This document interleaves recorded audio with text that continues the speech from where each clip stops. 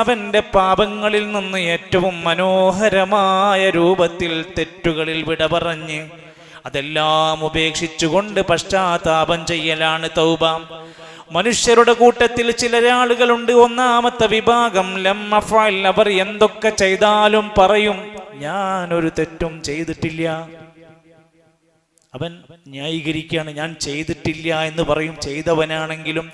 രണ്ടാമത്തെ വിഭാഗം പറയാറുണ്ട് ഫഅൽതു ലി അജലി കദാ, ഞാൻ സംഭവം ശരിയാണ്, ഞാൻ തെറ്റ് ചെയ്തിട്ടുണ്ട്, ഞാൻ അല്പമൊക്കെ മദ്യപിച്ചിട്ടുണ്ട്, ലഹരി എടുത്തിട്ടുണ്ട്, വേണ്ടാത്ത പലതും ഞാൻ ചെയ്തിട്ടുണ്ട്. അതൊക്കെ എന്തുകൊണ്ടാണെന്നറിയോ? അതിനൊരു കാരണമുണ്ട്. എന്നിട്ട് അത് ഇന്ന കാരണം കൊണ്ടാ ചെയ്തത്, അതങ്ങനെയെന്നായതുകൊണ്ടാ ചെയ്തത്, അത് ഇങ്ങനെ ആയതുകൊണ്ടാ ചെയ്തത് എന്ന് കാരണങ്ങൾ പറഞ്ഞുകൊണ്ട് അവന്റെ തെറ്റുകൾക്ക് ഒരു മൂടുപടം ഇടാൻ ശ്രമിക്കും. മൂന്നാമത്തെ ഒരു വിഭാഗമുണ്ട് ഫഅൽതു, ശരിയാണ്, ഞാൻ ഒരു തെറ്റ് ചെയ്തിട്ടുണ്ട്, വഅസഅതു, അത് തെറ്റാണെന്ന് എനിക്ക് തോന്നിയിട്ടും അംഗീകരിച്ചിട്ടുമുണ്ട്, ഞാനത് അംഗീകരിക്കുന്നു, എനിക്ക് ന്യായീകരണമില്ല. വഖദ് അഖ്ലഅതു, പക്ഷേ ഇപ്പോൾ ഞാനത് ചെയ്യുന്നില്ല, ഞാൻ അതിൽ നിന്ന് പിന്തിരിഞ്ഞിരിക്കുന്നു. ഈ മൂന്നാമത്തെ ടീമാണ് തൗബന്റെ ആൾക്കാർ.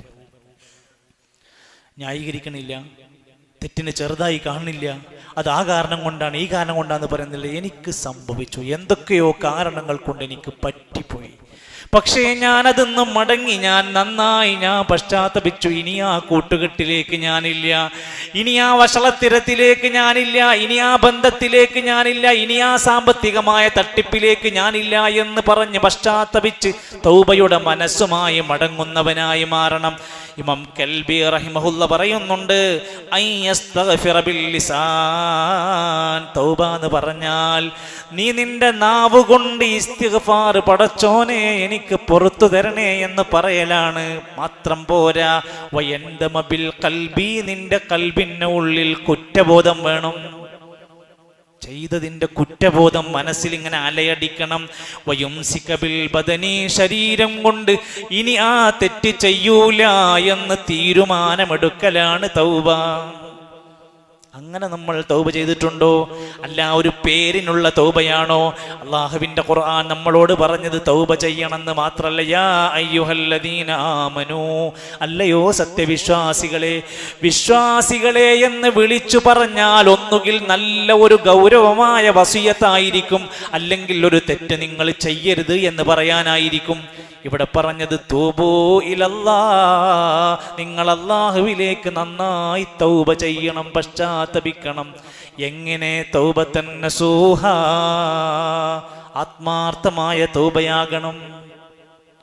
ആത്മാർത്ഥമായി നിഷ്കളങ്കമായി, എൻ്റെ ഈ പാപത്തിൻ്റെ പേരിൽ നാളെ ഞാൻ പീഡിപ്പിക്കപ്പെടരുത്, എൻ്റെ ഈ പാപത്തിൻ്റെ പേരിൽ എൻ്റെ സ്വർഗം എനിക്ക് കളഞ്ഞു പോകരുത്.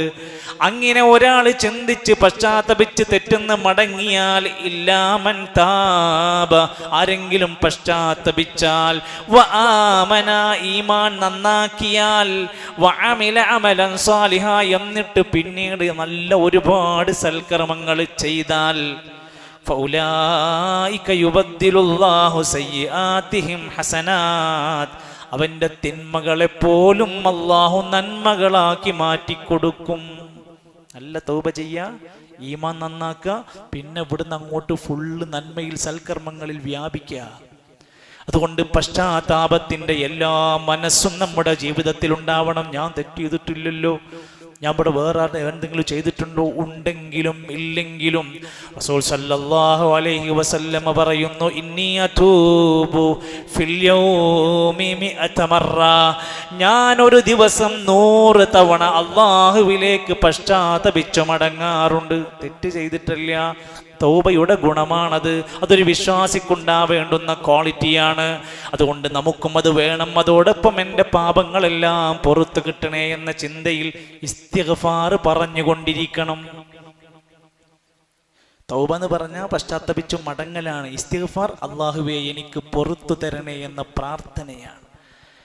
അൽ വിഖായതു മിൻ ശർരിൽ ലിദുനൂബ്, ഒരു മനുഷ്യൻ അവന്റെ തെറ്റുകളിൽ നിന്ന് സംരക്ഷിക്കാനും അത് മറച്ചു വെക്കാനും വേണ്ടിയുള്ള പ്രാർത്ഥനയാണ്. നമ്മൾ ചെയ്യുന്ന തെറ്റുകളൊക്കെ ഇങ്ങനെ അങ്ങാടിയിൽ പുറത്താവുകയാണെങ്കിൽ നമുക്ക് ആർക്കും അവിടെ അങ്ങാടിയിൽ ഇറങ്ങി നടക്കാൻ കഴിയുക? അള്ളാഹ് മറച്ചു വെക്കുക, ആരോടും കാണിക്കാതിരിക്കുക. നമ്മൾ ചെയ്യുന്ന തെറ്റുകളൊക്കെ ഇങ്ങനെ ഒരു ദുർഗന്ധമായി ഇങ്ങനെ നമ്മുടെ ശരീരത്തിൽ നിന്ന് ഇങ്ങനെ പാറി വരികയാണെങ്കിൽ നമ്മുടെ അടുത്തേക്ക് ആളുകൾ വരുമോ?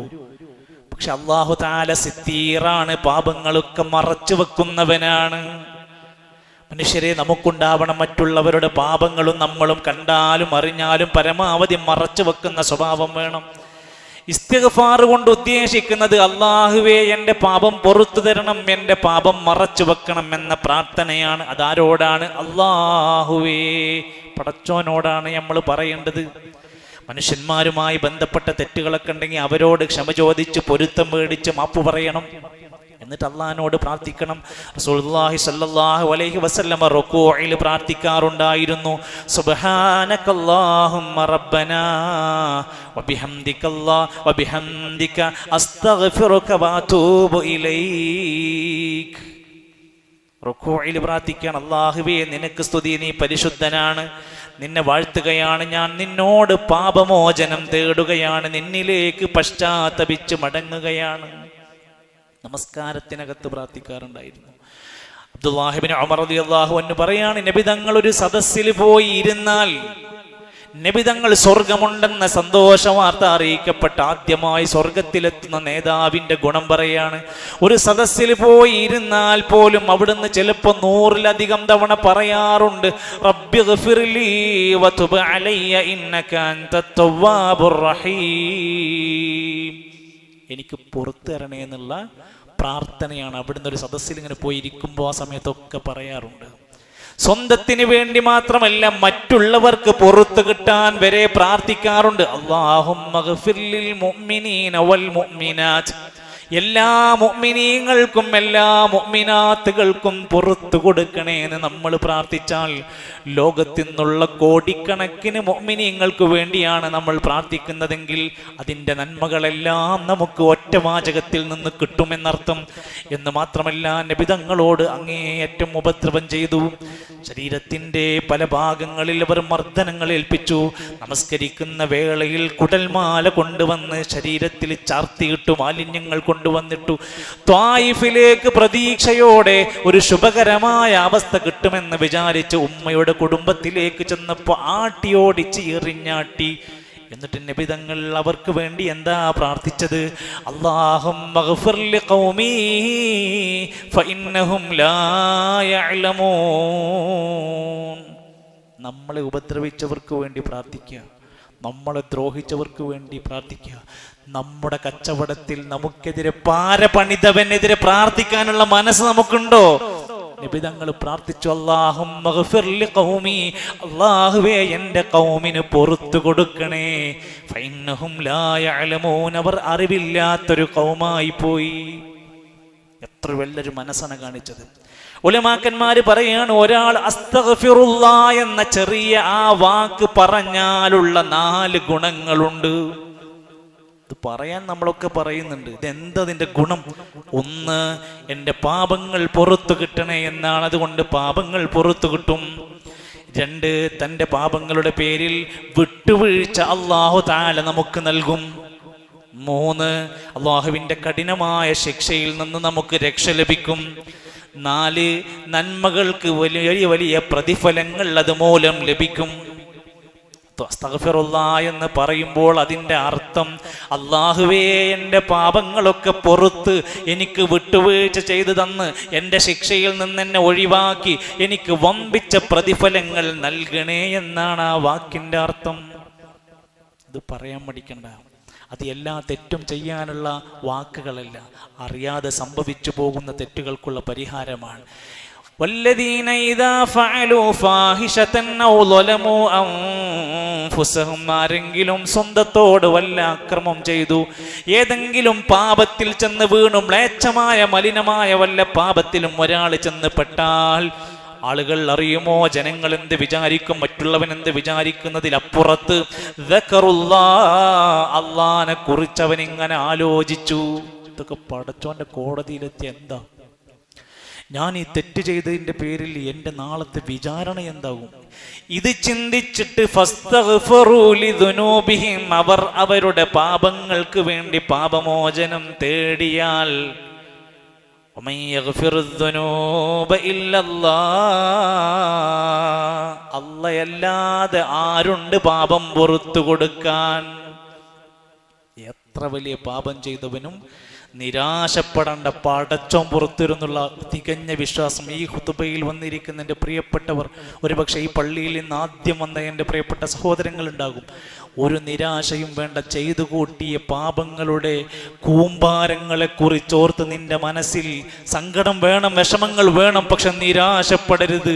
എനിക്കൊന്നും ഇനി നന്നാകാൻ പറ്റില്ലെന്ന് തോന്നരുത്. ലാ തഖ്നതു മിർ റഹ്മത്തില്ലാ, അല്ലാഹുവിന്റെ റഹ്മത്തിൽ നീ കാരുണ്യത്തിൽ നിരാശനാകല്ലേ. ഇന്നല്ലാഹ യഗ്ഫിറുദ്ദുനൂബ ജമീആ, അല്ലാഹു പുറത്തു തരും. അല്ലാഹു പൊറുക്കാൻ സന്നദ്ധനാണ്. എന്നിട്ട് അല്ലാഹു തആല പറയാണ്, വമൻ യഗ്ഫിറുദ്ദുനൂബ ഇല്ലല്ലാഹ്, അല്ലാഹുവല്ലാതെ ആര് പാപം പുറത്തു തരും? പക്ഷെ ഒരു നിബന്ധന, വലം യുസിറു അലാ മാ ഫഅലു വഹും യഅലമൂൻ, അറിഞ്ഞുകൊണ്ട് അതേ പാപത്തിൽ ഉറച്ചു നിൽക്കാത്തവരായിരിക്കുകയും വേണം. തെറ്റിങ്ങനെ ചെയ്യാ, പാപങ്ങൾക്ക് ഇങ്ങനെ തൗബ ഇങ്ങനെ ചെയ്യാൻ നടക്കൂല. തെറ്റുകളിൽ നിന്ന് പിന്തിരിഞ്ഞു പോവുകയും തെറ്റിൽ ഉറച്ചു നിൽക്കാതിരിക്കുകയും എന്നിട്ട് റബ്ബിലേക്ക് തൗബ ചെയ്ത് ഇസ്തിഗ്ഫാർ ചെയ്താൽ പടച്ചവൻ പുറത്തു തരുമെന്ന് സ്ത്രീകളോട് പ്രത്യേകമായി നബി സല്ലല്ലാഹു അലൈഹി വസല്ലം അത് പ്രത്യേകം പറഞ്ഞു. യാ മഅ്ശറൻ നിസാ, അല്ലയോ സ്ത്രീകളെ, സ്ത്രീ സമൂഹമേ, നമ്മുടെ വീട്ടിൽ പറഞ്ഞു കൊടുക്കേണ്ട വാക്കാണ്. സ്ത്രീകളെ, തസദ്ദഖ്ന, നന്നായി സ്വതക്ക ചെയ്തോളൂ. വഅക്തിർന മിനൽ ഇസ്തിഗ്ഫാരി, നിങ്ങൾ സാധാരണയിൽ കവിഞ്ഞ ഇസ്തിഗ്ഫാർ അധികരിപ്പിച്ചോളൂ. ഫഇന്നീ റഅയ്തുകുന്ന അക്സറ അഹ്ലിന്നാർ, നരകത്തിൽ ഏറ്റവും കൂടുതൽ ഞാൻ കണ്ടിരിക്കുന്നത് സ്ത്രീ ജനവിഭാഗത്തെയാണ്. ഇസ്തിഗ്ഫാർ അധികരിപ്പിക്കാൻ സ്ത്രീകളോട് പ്രത്യേകമായി നബി സല്ലല്ലാഹു അലൈഹി വസല്ലം പറയാം. മറ്റൊരു ഹദീസിൽ പറയാണ്, ഇതിൻ്റെ നേട്ടം, ഈ ഒരു വാക്ക്, പടച്ചറബിലേക്ക് പുറത്തു തരണേ എന്ന വാക്ക്, മല്ലസിമൽ ഇസ്തിഗ്ഫാർ, ആരെങ്കിലും ഇസ്തിഗ്ഫാർ ഇങ്ങനെ പതിവാക്കിയാൽ ജഅലല്ലാഹു ലഹു മിൻ കുല്ലി ഹമ്മിൻ ഫറജ, അവൻ്റെ ഏതേത് പ്രയാസങ്ങളിൽ നിന്നും അല്ലാഹു ഒരു പരിഹാരം ഉണ്ടാക്കി കൊടുക്കും. പ്രയാസപ്പെട്ടിരിക്കുന്നവൻ്റെ വിഷമം മാറ്റി കൊടുക്കും ഇസ്തിഗ്ഫാർ ഉണ്ടെങ്കിൽ. വമിൻ കുല്ലി ദീഖിൻ മഖ്റജ, ഇടുക്കത്തിൽ നിന്നൊരു പരിഹാരം അല്ലാഹു അവന് കൊടുക്കും. തീരാത്ത പ്രശ്നങ്ങൾക്കൊരു തുറവി പടച്ചോട്ട് കൊടുക്കും ഇസ്തിഗ്ഫാർ ഉണ്ടെങ്കിൽ.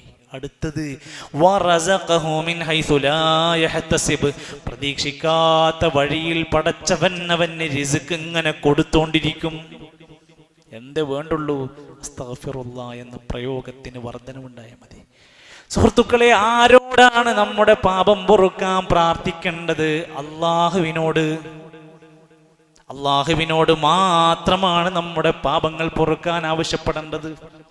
പക്ഷേ ഖേദകരമെന്ന് പറയട്ടെ, വിശുദ്ധ റമദാനിൻ്റെ 17ാമത്തെ ദിനത്തിൽ നമ്മുടെ നാടുകളിൽ അതാ കാത്തിരിക്കുകയാണ്. അവർക്ക് സങ്കടങ്ങൾ പറയണം. ആരോട്? ബദരീങ്ങളെ, പാപം പൊറുക്കണം, ബദരീങ്ങളെ ഞങ്ങളെ സഹായിക്കണം, ഞങ്ങളുടെ രോഗങ്ങൾ മാറ്റിത്തരണം എന്നൊക്കെ കൃത്യമായി പേര് വിളിച്ചുകൊണ്ട് മാലയിലൂടെ, മൗലീദുകളിലൂടെ, പാട്ടുകളിലൂടെ ഈണത്തിൽ അവരിങ്ങനെ പാടിക്കൊണ്ടിരിക്കുകയാണ്. ലാ ഇലാഹ ഇല്ലല്ലാഹു, ലാ ഇലാഹ ഇല്ലല്ലാഹ്, ലാ ഇലാഹ ഇല്ലല്ലാഹ് മുഹമ്മദുർ റസൂലുള്ളാഹ്. നല്ല വാക്കുകളായിരുന്നു. അടുത്തത് ദണ്ണംബ ബാബാസൂരിയും മറ്റുള്ള ദീനമടങ്കലും ബദരീങ്ങളെ ബറക്കത്തിനാൽ ശിഫയാക്കണം യാ റബ്ബനാ.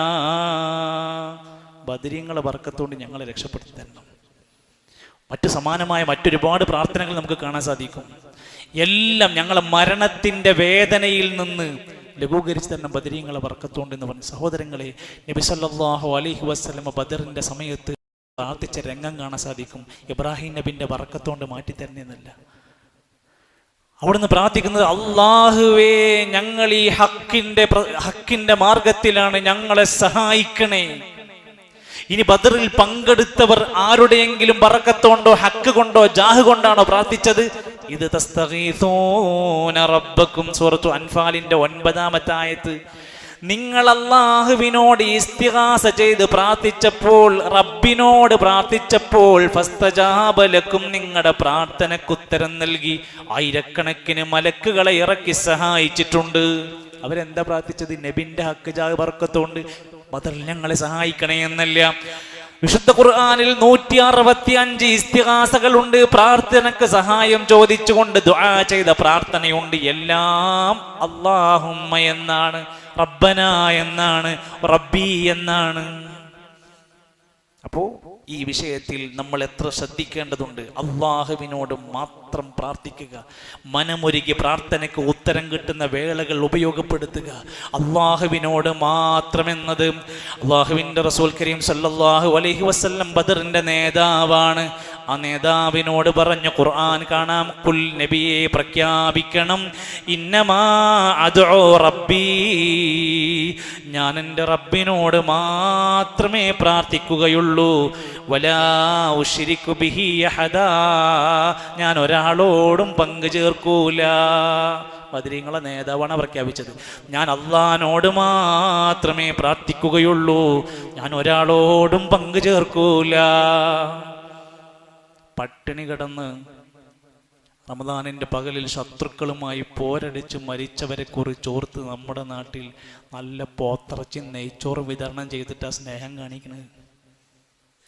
അള്ളാഹുവിനോട് മാത്രം പ്രാർത്ഥിക്കാൻ വേണ്ടി യുദ്ധം ചെയ്ത് മരണപ്പെട്ടവരെ കുറിച്ചോർത്ത് അവരോട് തന്നെ പ്രാർത്ഥനവും രോഗങ്ങൾ മാറാനും എല്ലാത്തിനുമുള്ള പരിഹാരത്തിനു വേണ്ടി തേടിക്കൊണ്ടിരിക്കുന്ന വിവരമില്ലാത്ത ജനസമൂഹത്തിൽ നിന്ന് എൻ്റെ പ്രിയപ്പെട്ടവരെ, ഇതൊരു പ്രാസ്ഥാനിക പ്രശ്നമല്ല, നമ്മുടെ ഈമാനിൻ്റെ പ്രശ്നമാണ്, നമ്മുടെ അഖീദയുടെ പ്രശ്നമാണ്, നമ്മുടെ പരലോകം തീരുമാനിക്കപ്പെടുന്ന പ്രശ്നമാണ്.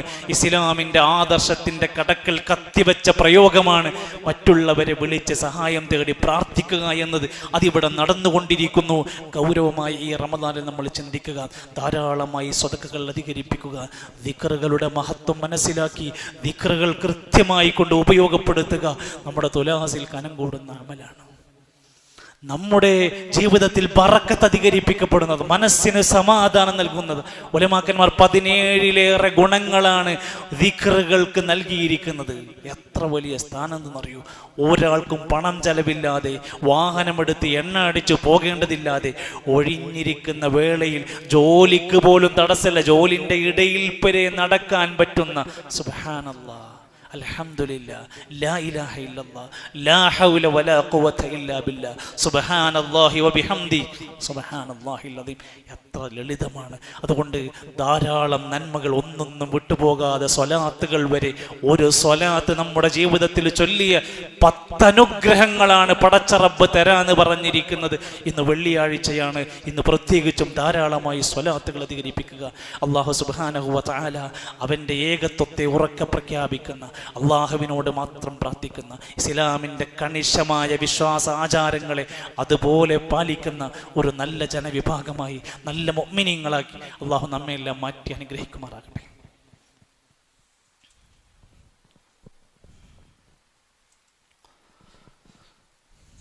അൽഹംദുലില്ലാഹി റബ്ബിൽ ആലമീൻ വൽ ആഖിബത്തു ലിൽ മുത്തഖീൻ വലാ ഉദ്വാന ഇല്ലാ അലൽ ളാലിമീൻ والصلاة والسلام على رسوله الأمين وعلى آله وصحبه أجمعين. أيها الإخوة والأخوات، أوصيكم وإياي ثانيا بتقوى الله. അള്ളാഹുവിനെ സൂക്ഷിച്ച് അവൻ്റെ നിയമവിധികൾ പാലിച്ച് ജീവിതത്തിൻ്റെ സകല മേഖലകളും പരിശുദ്ധമാക്കണമെന്ന് എന്നെയും നിങ്ങളെയും ഓർമ്മപ്പെടുത്തുകയാണ്. അള്ളാഹു നമ്മെ സഹായിക്കുമാറാകട്ടെ. വിശുദ്ധ റമദാൻ നമ്മുടെ ശുദ്ധീകരണത്തിൻ്റെ മാസമാണ്. തൗബ ചെയ്ത് പശ്ചാത്തപിച്ച് ഖൽബുകളെ ശുദ്ധീകരിക്കുകയാണ് പാപക്കറകളിൽ നിന്ന്. ക്ഷമ കൊണ്ട് നമ്മുടെ സ്വഭാവത്തെ മൊത്തത്തിലൊന്ന് ശുദ്ധീകരിക്കുകയാണ്. പണത്തിൽ നിന്നുള്ള സകാത്ത് കൊടുക്കുന്നതിലൂടെ നമ്മളെ സാമ്പത്തികമായി ശുദ്ധീകരിക്കുകയാണ്.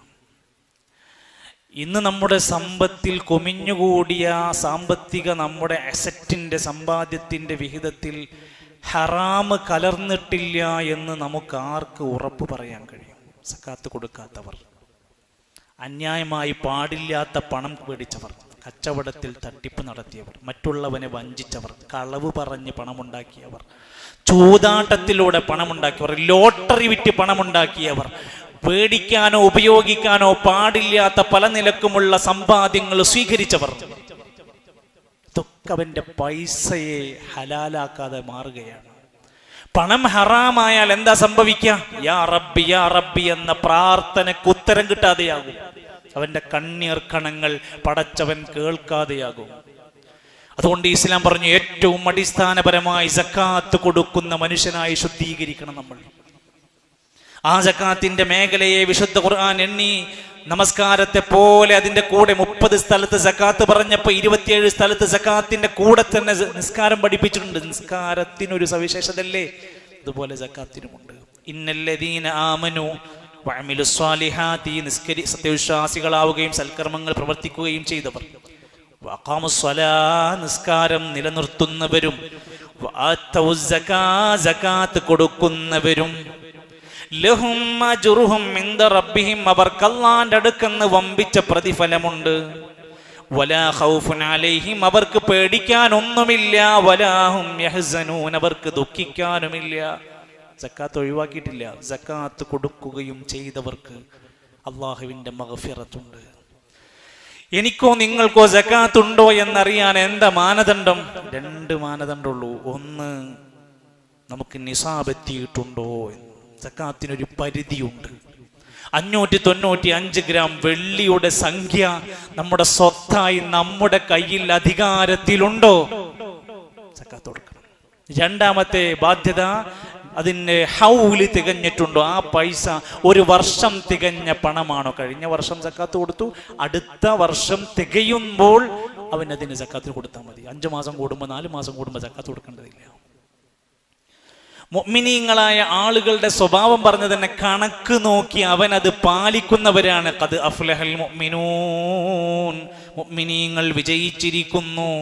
എന്നിട്ട് പറഞ്ഞൊരു ഗുണമാണ് വല്ലദീനഹും ലിസ്സകാത്തി ഫാഇലൂൻ, ഒരു സക്കാത്ത് കൊടുക്കും. കൊടുക്കാതിരിക്കാൻ വേണമെങ്കിൽ നമുക്ക് ഒരുപാട് കാരണങ്ങൾ പറയാൻ പറ്റും. കച്ചവടം വളരെ മോശമാണ്, അപ്പുറത്ത് ഞാൻ മറ്റേ രോഗിക്ക് 5000 കൊടുത്തിട്ടുണ്ട്, ഇപ്പുറത്ത് വേറൊരു കാരുണ്യ സംഘടനയ്ക്ക് വേണ്ടിയിട്ട് ഞാൻ 100 രൂപ കൊടുത്തിട്ടുണ്ട്, ഇവിടെ എല്ലാ തറാവീഹിനു ശേഷം അന്യ സംസ്ഥാന തൊഴിലാളികൾ കളക്ഷന് വരുന്നുണ്ട്, അവർക്കൊക്കെ ഞാൻ കൊടുത്തിട്ടുണ്ട്, ഇനി ഞാൻ എന്ത് സക്കാത്ത് ഇനി കൊടുക്കാനുള്ളതെന്ന്. സക്കാത്തതിൻ്റെ കണക്ക് നോക്കിയിട്ട് അത് ശതമാനം വെച്ച് കൊടുക്കാനുണ്ട്. അത് എവിടെങ്കിലും ആർക്കെങ്കിലും കൊടുത്ത് അത് വീടൂല. അല്ലാഹുവിന്റെ ഖുർആൻ പറഞ്ഞു, തുത്ഹിറുഹും, നിങ്ങൾ സക്കാത്ത് കൊടുത്താൽ അത് നിങ്ങളെ ശുദ്ധീകരിക്കും. വതുസക്കീഹിം ബിഹാ, അതിലൂടെ നിങ്ങളെ സംസ്കരിച്ചെടുക്കുകയാണ്.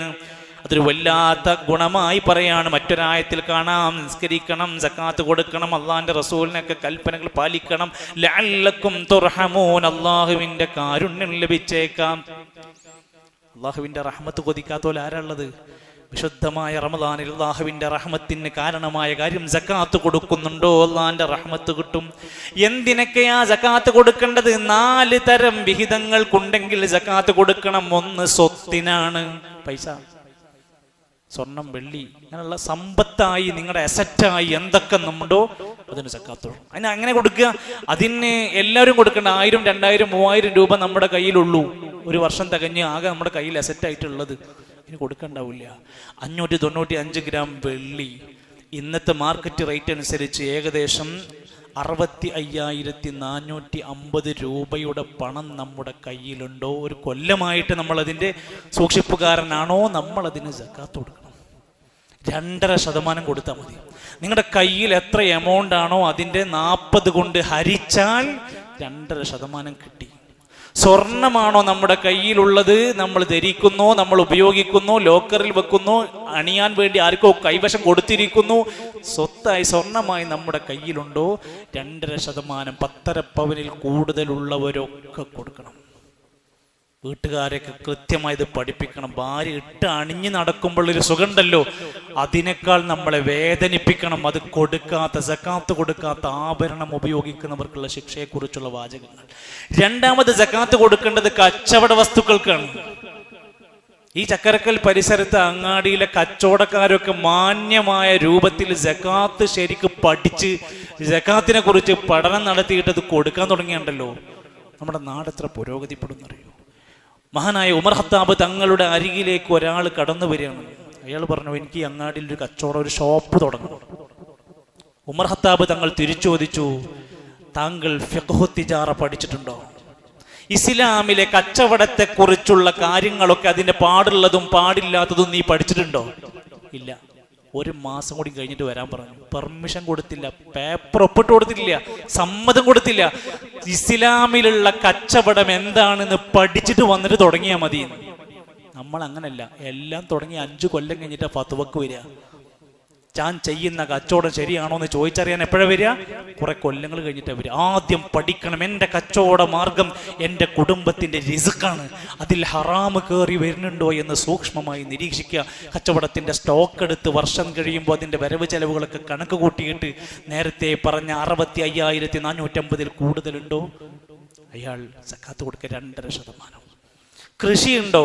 കാലികളുണ്ടോ? മൂന്നാമത്തെ അതാണ്, കൃഷിക്കും കന്നുകാലികൾക്കും ഒക്കെ സക്കാത്തുണ്ട്. നാലാമത്തേത്, നിധിയായിട്ട് വല്ലതും നമുക്ക് കിട്ടിയാൽ അതിനുമൊക്കെ സക്കാത്തുണ്ട്. ഇവിടെ നമ്മുടെ ഈ ഒരു പള്ളിയുടെ പരിസരത്ത് നമുക്ക് ഏറ്റവും സൗകര്യമായ ഒരു സക്കാത്ത് സെല്ല് സംവിധാനമുണ്ട്. നിങ്ങളെ സഹായിക്കാൻ, കണക്ക് കൂട്ടാനും വിതരണം ചെയ്യാനും വേണ്ടതുപോലെ നമുക്ക് പ്രിയപ്പെട്ടവരായി നമ്മളെ കൃത്യമായി നിരീക്ഷിക്കാൻ പറ്റുന്ന രൂപത്തിൽ ഓരോ വർഷവും അതിന് വേണ്ടുന്ന സൗകര്യം നൽകി. അൽഹംദുലില്ലാഹ്, കഴിഞ്ഞൊരു വർഷം 1,00,000 രൂപയിലധികം ആളുകൾ സക്കാത്ത് കൊടുക്കാൻ വേണ്ടി മാത്രം സംഖ്യ നൽകുന്നു. അള്ളാഹു കബൂൾ ചെയ്യുമാറാകട്ടെ. ആ സംഖ്യ ഈ നാട്ടിലെ സക്കാത്തിന്റെ 8 അവകാശികളിലെ അർഹതപ്പെട്ടവരുടെ കരങ്ങളിലേക്ക് സുഭദ്രമായി യാതൊരു അഭിമാനക്ഷതവും ഏൽപ്പിക്കാത്ത രൂപത്തിൽ അവരുടെ പഠനത്തിന്, ചികിത്സക്ക്, കുടുംബ പ്രയാസങ്ങൾ കണ്ടറിഞ്ഞുകൊണ്ട് വിതരണം ചെയ്യാൻ നമുക്ക് കഴിഞ്ഞു. ഈ വർഷവും നമ്മൾ സഹകരിക്കുക. ഏറ്റവും പ്രധാനപ്പെട്ട അർഹരായ ആളുകളിലേക്ക് ഒരു കുടുംബത്തിന്റെ സക്കാത്തിന്റെ ഏറ്റവും അടിത്തറ എന്ന് പറഞ്ഞാൽ ദാരിദ്ര്യം നീക്കം ചെയ്യലാണ്. ആൾക്കാർ ചോദിക്കും, ഹോസ്പിറ്റലിലുള്ള രോഗിക്ക് കൊടുക്കാൻ പറ്റുമോ, മറ്റേ ആൾക്ക് കൊടുക്കാൻ പറ്റുമോ, ആ കുടുംബത്തിൽ അളാപ്പ ചെറിയൊരു പ്രശ്നത്തിൽ ആൾക്ക് കൊടുക്കാൻ പറ്റുമോ? നമ്മൾ ആദ്യ പരിഗണന സക്കാത്ത് ദാരിദ്ര്യം കുടുംബത്തിൽ നിന്ന് നീക്കം ചെയ്യലാണ്. അതുകൊണ്ടാണ് ആദ്യത്തെ ആള് സക്കാത്തിന്റെ അവകാശി അൽ ഫഖീർ, ദരിദ്രൻ, വൽ മിസ്കീൻ, സാധു മനുഷ്യൻ, അയാളെ വരുമാനം കൊണ്ട് ഒത്തുപോകാത്ത മനുഷ്യൻ, വൽ ഗാരിം, കടം കൊണ്ട് വലഞ്ഞവൻ. 10 റുപ്യ, 200 റുപ്യ, 2 ലക്ഷം റുപ്യ, അല്ലെങ്കിൽ 1.5 ലക്ഷം റുപ്യ കടം ഉണ്ട്, സക്കാത്ത് കൊടുക്കണില്ല. കടമുള്ളവൻ എന്നല്ല, കടം കൊണ്ട് വലഞ്ഞവൻ. കടമുള്ള ഒരു സക്കാത്ത് കൊടുക്കണ്ട എന്ന് പറഞ്ഞപ്പോൾ ആരും കൊടുക്കല്ല. കടം കൊണ്ട് പൊറുതിമുട്ടിയവൻ എന്നാണ് അതിന്റെ അർത്ഥം. അതുപോലെ 8 അവകാശികളുണ്ട്. നമ്മളത് കൃത്യമായി ആ രൂപത്തിൽ നമ്മൾ ഇടപെട്ടാൽ നമുക്ക് ഒരുപാട് വലിയ സഹായം ചെയ്തൊരു നാടിനെ നന്നാക്കിയെടുക്കാൻ കഴിയുമെന്നാണ് സൂചിപ്പിക്കാനുള്ളത്. അള്ളാഹു നമ്മുടെ സമ്പത്തിൽ അഭിവൃദ്ധിയും വരുമാനവും വർധനവും അള്ളാഹു നൽകുമാറാകട്ടെ. സക്കാത്തിന്റെ പൂർണ്ണമായ കണക്കനുസരിച്ച് ഒരു പിശുക്കുമില്ലാതെ അത് നൽകാനുള്ളൊരു മനസ്സ് അള്ളാഹു നമുക്ക് പ്രദാനം ചെയ്യുമാറാകട്ടെ. ഇൻഷാ അള്ളാഹ്, ഇന്ന് ജുമാ നമസ്കാരത്തിന് ശേഷം സുന്നത്ത് നമസ്കാരമൊക്കെ കഴിഞ്ഞ് വിഷയത്തിലുള്ള ചർച്ചയും പഠനവും സംശയ നിവാരണവും നമ്മൾ ഉദ്ദേശിക്കുന്നുണ്ട്. കഴിയാവുന്നവരൊക്കെ അതിൽ പങ്കെടുക്കാൻ വേണ്ടി പ്രത്യേകം ഓർമ്മപ്പെടുത്തുകയാണ്. സഹോദരങ്ങളെ, വിശുദ്ധ റമദാനിൻ്റെ ഒരു നല്ലൊരു സമയം നമ്മുടെ കയ്യിൽ നിന്ന് പോയിക്കൊണ്ടിരിക്കുമ്പോൾ പെരുന്നാളിൻ്റെ തിരക്കുകളിലേക്കായി നമ്മൾ നമ്മുടെ കുട്ടി, ഭാര്യ, നമ്മുടെ ഉമ്മ എല്ലാവർക്കുമുള്ള വസ്ത്രമൊക്കെ ശേഖരിച്ചു കൊണ്ടിരിക്കുന്നുണ്ടാവും. അതിനിടയിൽ ഒരുപക്ഷെ ഒരു വസ്ത്രം മേടിക്കാൻ പണം ഇല്ലാത്തതിൻ്റെ പേരിലും വീട്ടിൽ കിടപ്പിലായ രോഗിയായ വാപ്പ, ഉമ്മ ജോലിക്ക് പോയിക്കൊണ്ട് കുടുംബം നോക്കിക്കൊണ്ടിരിക്കുന്ന കുടുംബങ്ങൾ, വാടക കെട്ടിടത്തിൽ വീട്ടിൽ താമസിക്കുന്നവർ, ഇവരുടെ മക്കൾക്കും പെരുന്നാൾ വേണം. അതുകൊണ്ട് നമ്മുടെ ഈദ് കിസ്വ എന്ന ഒരു പദ്ധതി വർഷങ്ങളായി നമ്മൾ ആരംഭിച്ചിട്ടുണ്ട്. പലരും അതിനോട് അകമഴിഞ്ഞ് സഹകരിക്കുന്നവരാണ്. ഒന്ന് ഓർമ്മപ്പെടുത്തുകയാണ്, ഈ വർഷവും 1300 രൂപ നമ്മളറിയാതെ ഒരു കുടുംബത്തിലെ കുട്ടി വസ്ത്രം ധരിച്ച് ടെക്സ്റ്റൈൽസിൽ പോയി ഏറ്റവും മനോഹരമായ വസ്ത്രം മേടിച്ച് അവർ ധരിക്കും. ആര് പൈസ തന്നു എന്നവർ അറിയില്ല. അതാണ് നമ്മുടെ പ്രൊജക്റ്റിൻ്റെ പദ്ധതി. അല്ലാഹു സുബ്ഹാനഹു വ തആല അത്തരത്തിലുള്ള നന്മകളിലൊക്കെ സഹകരിക്കാനുള്ള ഒരു വിശാലമായ സാമ്പത്തിക ഭംഗിയും അഭിവൃദ്ധിയും അല്ലാഹു നമുക്ക് നൽകുമാറാകട്ടെ. മറ്റൊരു കാര്യം സൂചിപ്പിക്കാനുള്ളത്, ഈ സദസ്സിൽ വന്നിരിക്കുന്ന, പള്ളിയിൽ ഇരിക്കുന്ന മുഴുവൻ ആളുകളോടും നേരിട്ട് ക്ഷണിക്കുക എന്ന ധാരണയോടെ തന്നെയാണ് ഞാൻ പറയുന്നത്. ഈ വരുന്ന ഞായറാഴ്ച അസർ നമസ്കാര ശേഷം വിജ്ഞാന സദസ്സ്, ദീനിയായ ഒരു പഠന ക്ലാസ് നടക്കുന്നുണ്ട്. അതോടൊപ്പം സമൂഹ നോമ്പുതുറയുണ്ട്. എല്ലാവരും പങ്കെടുക്കണം. അത് എല്ലാവരുടെയും ഒരു സൗഹാർദ്ദത്തിൻ്റെയും സ്നേഹത്തിൻ്റെയും ഒക്കെ കഥ പറയുന്ന, നമ്മൾ പരസ്പരം അടുത്ത് അറിയാൻ പറ്റുന്ന നല്ല ഒരു സംരംഭമായിക്കൊണ്ടാണ് ഈ സമൂഹ നോമ്പ് തുറയെ കാണുന്നത്. ഒരു അവാർഡ് ആളുകൾ അതുമായി ബന്ധപ്പെട്ട് നല്ല സഹകരണങ്ങൾ ഓഫർ ചെയ്തിട്ടുണ്ട്. അള്ളാഹു അതെല്ലാം അവർക്ക് സ്വീകരിച്ചുകൊണ്ട് വലിയ വലിയ നന്മകൾ പ്രതിഫലം നൽകി അനുഗ്രഹിക്കുമാറാകട്ടെ. നമ്മുടെ പള്ളിയിൽ എല്ലാ ദിവസവും നോമ്പ് തുറ നടന്നുകൊണ്ടിരിക്കുന്നുണ്ട്. ഇനിയും അറിയാത്തവരുണ്ടെങ്കിൽ അതുമായി ബന്ധപ്പെട്ട് സഹകരിക്കാൻ കഴിയുന്നവരൊക്കെ പകുതി വിഹിതമോ ഫുൾ വിഹിതമോ കഴിയാവുന്ന പോലെ സഹകരിച്ച് മുന്നോട്ട് പോവുക. അള്ളാഹു നമ്മുടെ എല്ലാവരുടെയും നല്ല മുറാദുകൾ ഹാസിലാക്കി തരുമാറാകട്ടെ. നമ്മുടെ എല്ലാ നല്ല താല്പര്യങ്ങളും അള്ളാഹു തആല എളുപ്പത്തിൽ പൂർത്തീകരിക്കാനുള്ള തൗഫീഖ് പ്രദാനം ചെയ്യുമാറാകട്ടെ. രോഗികളായി പ്രയാസപ്പെടുന്നവർക്കെല്ലാം അള്ളാഹുവേ നീ എത്രയും വേഗത്തിൽ ശിഫ നൽകണമേ റഹ്മാനെ. അള്ളാഹുവെ മരണപ്പെട്ടു പോയി ഞങ്ങളുടെ പ്രിയപ്പെട്ടവർക്കെല്ലാം മഗ്ഫിറത്തും റഹ്മത്തും നൽകണമേ. അള്ളാഹുവെ ഞങ്ങളോട് കരുണ കാണിക്കണമേ. ഞങ്ങളുടെ കർമ്മങ്ങളെല്ലാം സ്വീകരിക്കണമേ. വരാനിരിക്കുന്ന നാളുകളിൽ ആരോഗ്യത്തോടെ ആഫിയത്തോടെ റബ്ബേ നിന്നെ തൃപ്തിപ്പെടുത്താൻ നിനക്കൊരുപാട് നന്മകളുമായി മുന്നേ കാണാൻ അള്ളാഹുവെ നീ ഞങ്ങളെ സഹായിക്കണമേ റഹ്മാനെ. അള്ളാഹുവെ ഞങ്ങളെ അപകട മരണങ്ങളിൽ നിന്ന് ദുരന്തങ്ങളിൽ നിന്ന് കാത്തുരക്ഷിക്കണമേ. നാട്ടിൽ ഒരുപാട് തിന്മകളും കുൽസിത പ്രവർത്തനങ്ങളും പെരുകിക്കൊണ്ടിരിക്കുകയാണ്. ഞങ്ങളുടെ യുവാക്കളെയും മക്കളെയും അതിൽ നിന്ന് കാത്തുരക്ഷിക്കണമേ റഹ്മാനെ. അള്ളാഹുവെ എല്ലാവിധ കടക്കണികളിൽ നിന്ന് ദുരന്തങ്ങളിൽ നിന്ന് ഞങ്ങളെല്ലാം നീ കാത്തുരക്ഷിക്കണമേ റഹ്മാനെ. അല്ലാഹുമ്മ ഗ്ഫിർ ലിൽ മുഅ്മിനീന വൽ മുഅ്മിനാത്ത് വൽ മുസ്ലിമീന വൽ മുസ്ലിമാത്ത് അൽ അഹ്യാഇ മിൻഹും വൽ അംവാത്ത്. അല്ലാഹുമ്മ അജിർനാ മിനൻ നാർ اللهم اجرنا من النار اللهم اجرنا من النار ربنا توفنا مسلمين والحقنا بالصالحين ربنا آتنا في الدنيا حسنة وفي الآخرة حسنة وقنا عذاب النار ربنا تقبل منا إنك أنت السميع العليم وتب علينا إنك أنت التواب الرحيم وصلى الله على نبينا محمد والحمد لله رب العالمين.